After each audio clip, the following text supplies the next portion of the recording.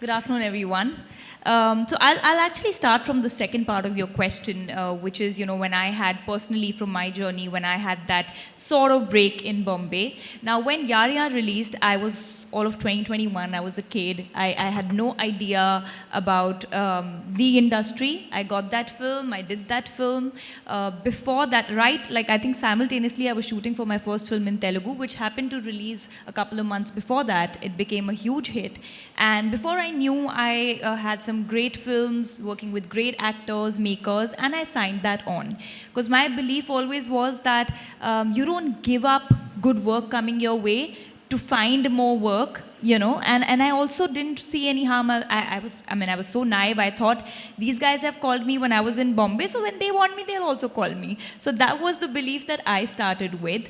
Now, when I did come back here, and it was a very difficult choice to make at that point, because I was doing some of the biggest films, and then to tell to myself that you have to leave some sort of a stardom and fan following, and then move to Bombay and sort of start from scratch, because there's been a gap. Fresh. Yeah, start afresh. But that was exciting for me. It was a fresh playground, and yes, there were a lot of people who were familiar with my body of work, but there were many who weren't.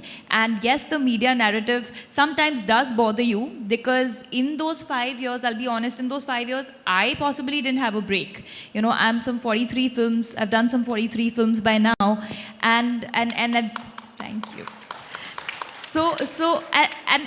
To them, I couldn't say anything. How do you can't pull up everyone and tell them, hey, I wasn't sitting free, but this is how my journey was possibly working designed. more than ever. Yeah, and possibly it was designed, and I'm so grateful that it happened this way, because I had learned, I had grown to know myself, my craft, learn about the industry, have more experience, and be prepared for Bombay, which is a much more competitive space. So by the time I came here, because during Yaar Yaar, I was really young and naive, and I didn't know anything. So all those 4-5 years, 6 years of work and experience that I had in the South Indian industries, that made me who I was. The discipline that I learned from there, the kind of work ethic that I picked up from there, it was amazing. So when I came in here, I was like, I just shut an ear to that conversation. I was like, people will see my work and let the work speak for itself. So I think a lot of times it's not about just this conversation, but many a times there could be media narratives, and more, actually many times than reality, So there could be a media narrative, but sometimes you just choose to not answer and not get affected and let your work speak for yourself. And I think that's what I did at that point. And coming to the gender pay parity, disparity, this is a very difficult.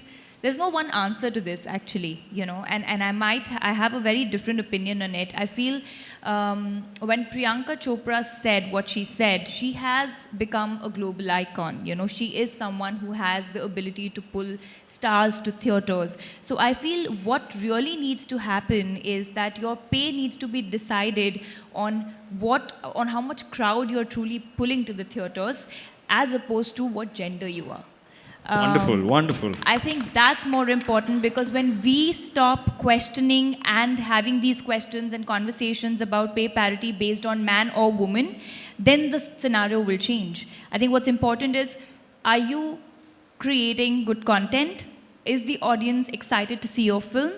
Whether you are a male actor or a female actor or a character actor, whoever, if you are attracting audiences, you should be paid, and there needs to be some sort of a proportional math to that, but not on the basis of gender.